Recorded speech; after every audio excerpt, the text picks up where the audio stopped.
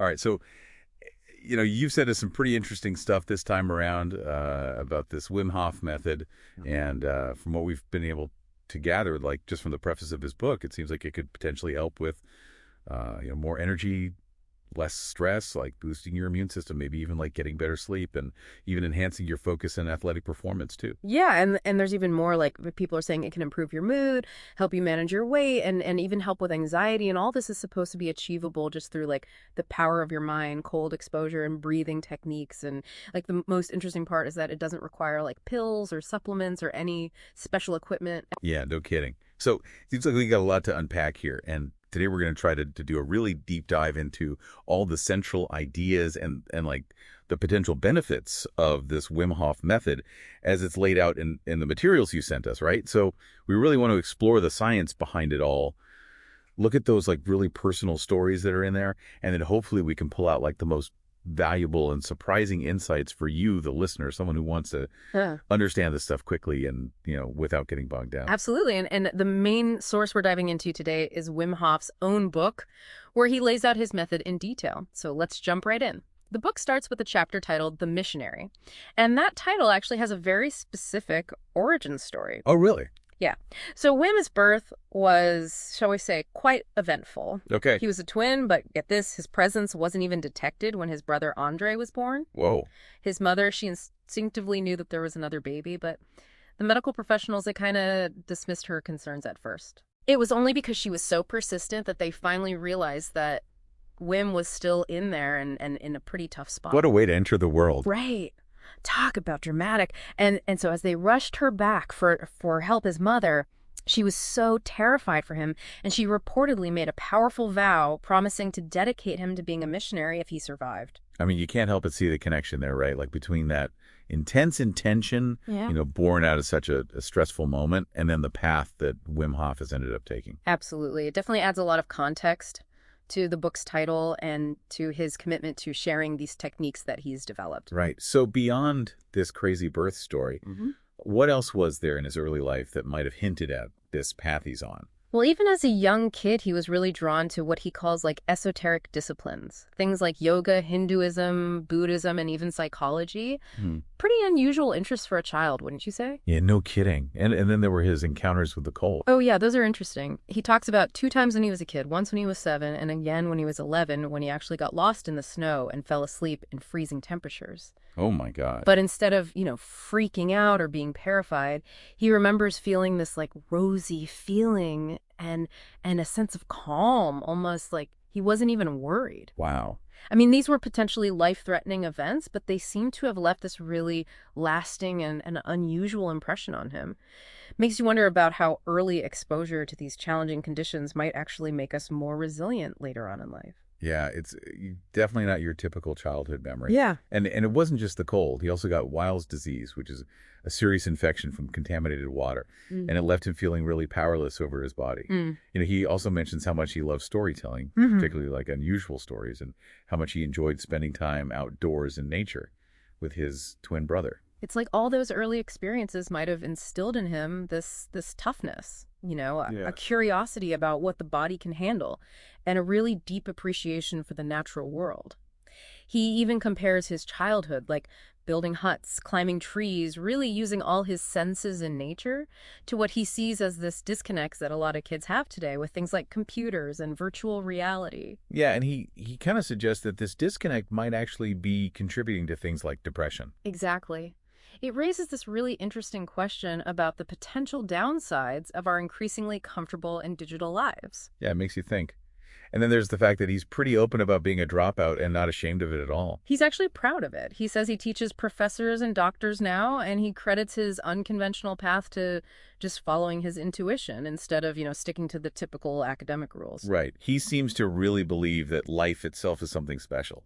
That really highlights a major theme in his work, this emphasis on personal experience and intuition, sometimes even over conventional wisdom.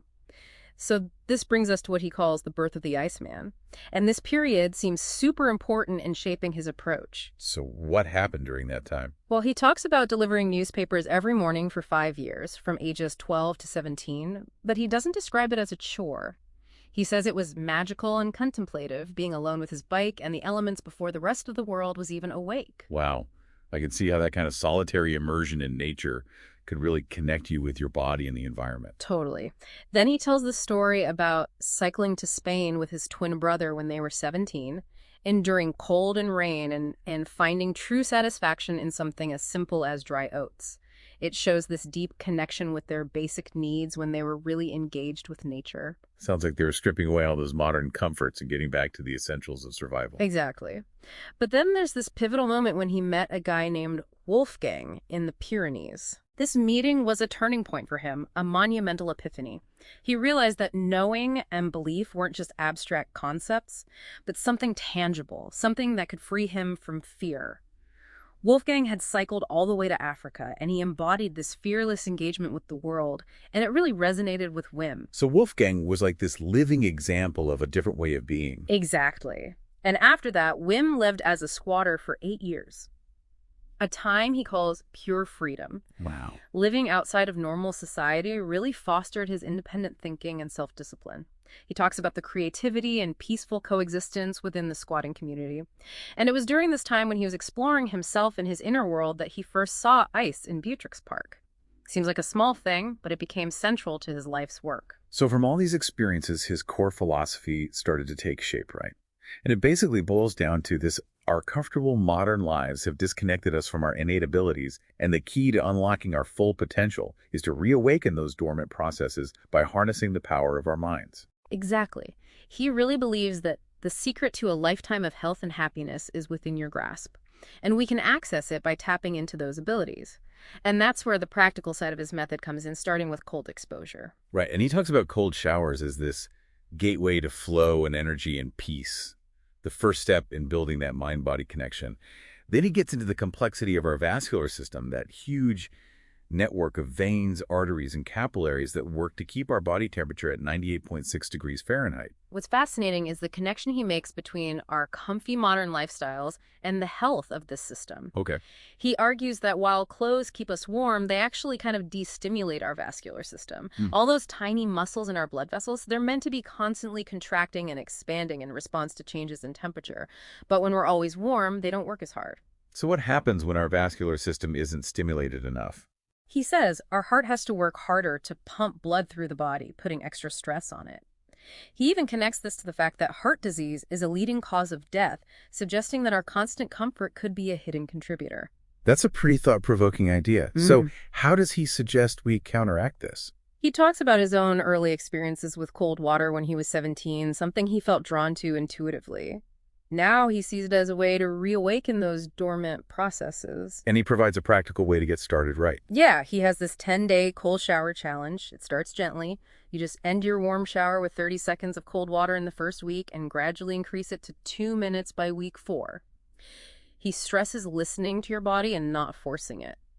Makes sense. Yeah. So what are some of the benefits of gradually exposing yourself to cold? Well, he claims it can improve vascular tone, meaning your blood vessels get more responsive, leading to better blood flow, more energy, a stronger immune system, and a better ability to handle cold and control shivering. It can even lower heart rate and stress levels. So you could feel more energized and potentially get sick less often. That's the idea. He even challenges the common belief that bundling up is the best way to avoid getting sick. Really? He says it's actually a weaker, less responsive vascular system that makes us more vulnerable to illness. Interesting. He also talks about being able to raise his skin temperature by a degree while exposed to alternating cold and warm water, showing the power of the mind over the body. Exactly. This idea that we can consciously influence automatic bodily functions is a big part of his method. He also mentions brain scans showing activity in areas previously thought to be inaccessible through conscious effort, hinting at new drug-free approaches to mental health issues like anxiety, depression, and bipolar disorder. So there could be untapped potential within our minds to improve our mental well-being. That's what he suggests. He brings in an evolutionary perspective, too, arguing that mental and physical resilience were crucial for survival in our past, and our modern comfort has made us less able to regulate our emotions. He even references a study that supports this. Yeah, a 2018 study found evidence of brain processes related to mood regulation, suggesting that we can learn to manage our emotional states. Okay, so that's the cold exposure aspect, the Wim Hof Method. What about the breathing? Ah, yes, the breath. He calls it a door in the book. And he describes these breathing techniques that have allowed people to go for long periods without air, with their blood oxygen levels dropping to like 50%, which is usually considered dangerous. Seriously. But they're not just surviving, they're actually thriving. He attributes this to changes in body chemistry and the activation of the adrenal axis, pushing the body beyond its comfort zone. So it's like training the body to adapt to stress. Exactly. Hmm. And here's what's really interesting. He says these breathing techniques can suppress inflammatory markers in the blood. Okay. These markers indicate inflammation, which is linked to tons of health issues like Crohn's disease, certain cancers, depression, arthritis, asthma, and even bipolar disorder. He even challenges doctors to try the breathing exercises themselves and see the effects. So he's saying these breathing techniques could potentially have a big impact on our health. That's his claim. He also goes into this more mystical side, suggesting that these techniques influence the pineal gland, which is often called the third eye, or the seat of the soul. I'm intrigued. He believes activating this gland can release hormones and bring subconscious stuff into awareness, almost like a dream state, maybe even involving DMT. Wow. And he mentions doing these breathing exercises in a group amplifies this effect. Yeah, creating a sense of connection and allowing people to access stored emotions. It's like how group meditation can be more powerful than solo practice. Interesting. So what does the basic breathing exercise actually involve? It's cycles of deep inhales, relaxed exhales, and breath holds. He says after each round, you feel stronger, lighter, and more at peace. He credits this to increased blood flow and electrical activity in the brain, and the activation of the adrenal axis, which helps with energy and stress response. So how many rounds does he recommend doing? About 4? Okay, so to prove the power of these breathing techniques, he tells the story of the Mount Kilimanjaro expedition. Oh yeah, that's a good one. He led 26 people, most of them untrained, some with health conditions like MS and rheumatoid arthritis, to the summit in just 44 hours. Wow, that's insane. They usually recommend at least 5 days to acclimatize to avoid altitude sickness. Right. It goes against everything experts advise. He even led a second ascent that took only 36 hours. That's incredible. It really makes you question what we think our bodies are capable of. Absolutely. He also talks about specific breathing techniques for managing altitude headaches and maintaining energy while walking at high altitude. So breath is like a tool to manage the challenges of high altitude. Exactly. And he's very straightforward about the importance of just focusing on the breath and not getting caught up in your head. He actually says, breathe, motherfuckers. Don't think, just do it. Okay, I love that. He sees the breath as this life force, something that can unlock some parts of the brain. Yeah, and he gives this example of using his breathing method to cure a hangover in like 20 minutes. Really? How does that work? He says it alkalizes the blood and gets rid of the acidity from alcohol. Even his daughter Laura has used it. That's a handy trick to have. He then talks about research from Wayne State University that shows we can consciously influence our own biochemistry. He suggests cold exposure can trigger a state of just doing, where the body's automatic processes take over, reactivating those primal parts of the brain. So our body's default mode is like a survival mode, and cold exposure brings that out. That's how he explains it. He sees cold as a teacher, forcing us into survival and waking up the brainstem, which is connected to instinct and emotion. Fascinating. So how does he demonstrate this control over the body? Well, he talks about his world record attempt in New York, where he stood in ice for over an hour and claims he could voluntarily lower and raise his body temperature and even increase the temperature in his hands by 12 degrees Fahrenheit just with his mind. That's insane. He also mentions experiments at the Feinstein Institute where they saw a flat line on monitors during his breath hold while meditating, and blood tests showed he had control over the vagus nerve, which is involved in regulating a lot of things, including inflammation. He thinks this has huge implications for understanding how we can influence our health. That's potentially groundbreaking stuff if it's true. And then there's the experiment where he was injected with E. coli endotoxin. Oh, yeah. I heard about that. Yeah. That's the stuff that makes you sick, right? Exactly. It triggers a strong inflammatory response and flu-like symptoms. But he didn't show any negative symptoms and was even able to lower his blood oxygen to 30% with no ill effects. It's like he entered a controlled state of hypoxia. That's crazy. So is this just a fluke, or could others learn to do this too? Well, that's the important part. They did a follow-up study at Radboud University where they trained 12 people in his techniques in just 4 days. And these people were also able to suppress inflammatory markers after being injected with the endotoxin. So it's not just him. It's something that can be learned. Exactly. The Radboud study was a breakthrough. It provided evidence that the Wim Hof method could be taught, and its effects could be replicated, moving it beyond just anecdotes. That's huge.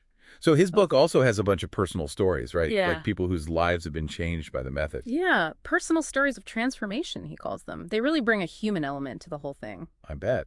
So what are some of the stories that stand out? He revisits his time as a squatter and how it gave him freedom and self-discovery, which seems to have been really important for his personal growth. Then he shares a really personal story about his late wife, Alaya, their children, and the tough time they had after moving to Spain. Oh, wow. She struggled with mental health and sadly took her own life. He explains how his method helped him cope with the immense stress and stay strong for his kids during that awful time. That's incredibly powerful. It shows how the method can help people be resilient in the face of real tragedy. Absolutely. He also talks about taking his kids tree climbing as a way for them to learn to overcome fear and connect with their bodies. It's a cool example of how he brings his philosophy into everyday life. I love that image. Yeah. It speaks to his belief in the importance of being physically engaged with nature. Definitely. And then he talks about working with Navy SEALs, teaching them his techniques to help them become the general within and find inner peace through breathing. Wow, so he's working with some of the toughest people on the planet. It shows how the method can enhance mental toughness and stress management in really demanding environments. And there are also stories from everyday people who have used the method to overcome chronic illnesses. Like what? There's Hank, who was skeptical at first, but after doing the breathing exercises was able to do 40 push-ups even though his body felt like it was at war. He credits this to consciously confronting pain through cold exposure.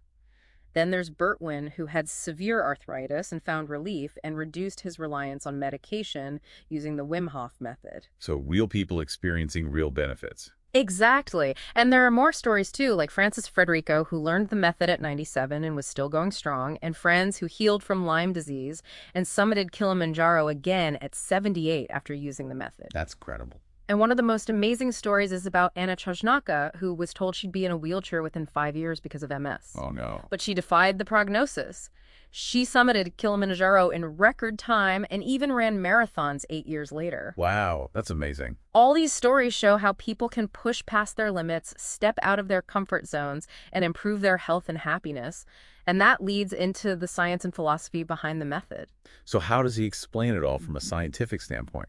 He talks about hormesis, which is the idea that small doses of something harmful can actually be beneficial, leading to adaptation. Like how lifting weights tears down muscle fibers to make them stronger. Exactly. He even touches on the idea that we might be able to consciously influence our cells. That's getting into epigenetics, right? The idea that our environment can change how our genes are expressed. Yeah, and he acknowledges that more research is needed in this area. Makes sense.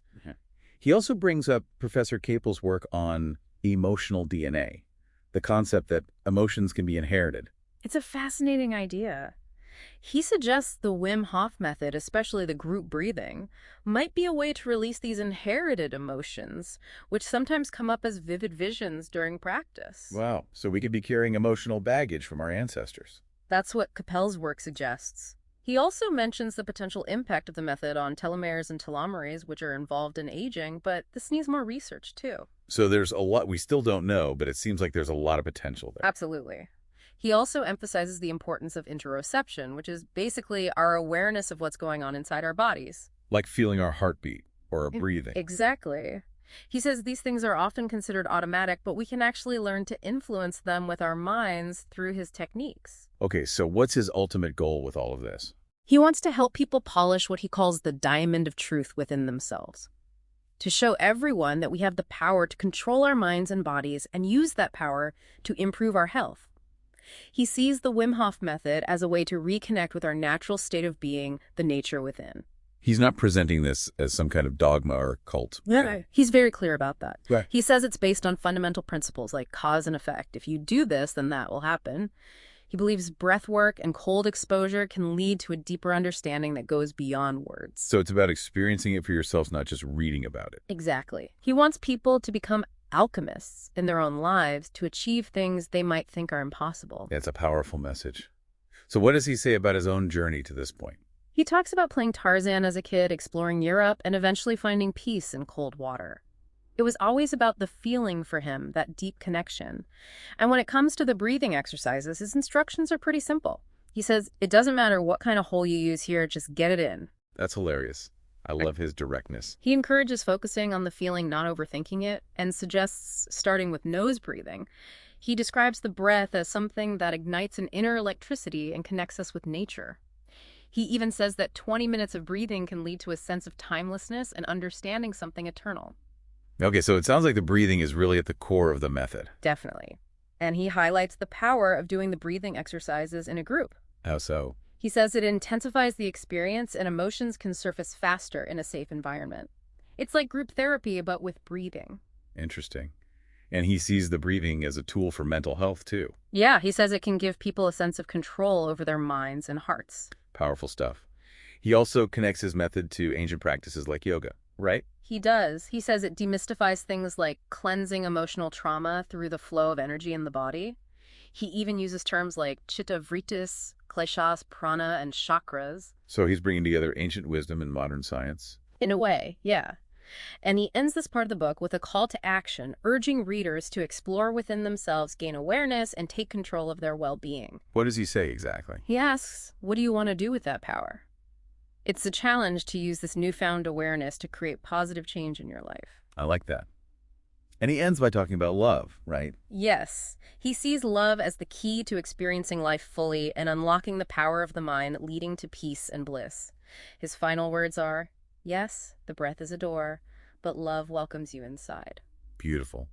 So before we wrap up, he does touch on tinnitus briefly. He does. Yeah. He says it can be linked to anemia and increased neural activity, but many people report that the ringing disappears with regular practice of the Wim Hof Method. Interesting. So there might be a connection there, but he still recommends seeing a doctor if it persists. Always good advice. Yeah.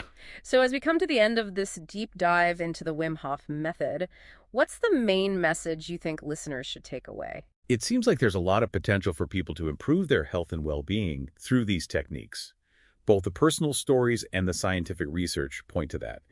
It's really empowering to think we might have more control over our bodies and minds than we realize. Exactly. And the best part is that the first steps are so simple. Just try ending your showers with cold water and experiment with the breathing exercises. It's about being willing to step outside your comfort zone and see what happens. That's a great point. So as a final thought for our listeners, what are some limitations you might have that you could challenge using these techniques? What inner obstacle could you address with the power of your breath and mind? We encourage you to think about your own personal mission as you explore this new awareness and potential. Thanks for joining us on this deep dive. It's been a pleasure.